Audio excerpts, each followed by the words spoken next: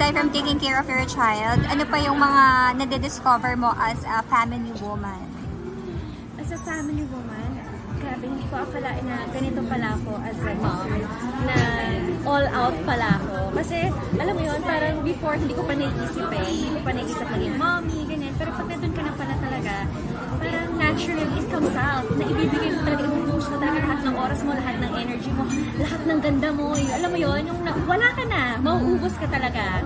Pero then I realized how important din is self-care talaga for moms. Kasi kapag ako napapabayaan ko yung sarili ko, wala, talagang mentally exhausted talaga ako, physically exhausted ako, very draining din talaga. So what do you do to be in that space for yourself naman? Actually, ang hirap kasi nga parang feel ko lahat nawala sa akin. Nawala yung, hindi naman nawala, pero kumbaga, syempre wala akong ginagawang trabaho ngayon. And then, hindi pa ako active sa social media. Yung YouTube ko, wala na, hindi na gumagalaw.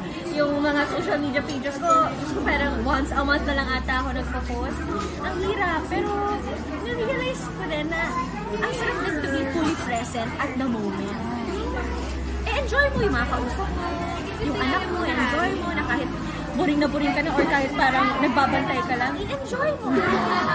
Na-realize ko, dati kasi talagang I'll keep up with the trend eh. Kung ano yung trending, gagawin ko din. Ay, wala na, hindi na ako ganun. More on the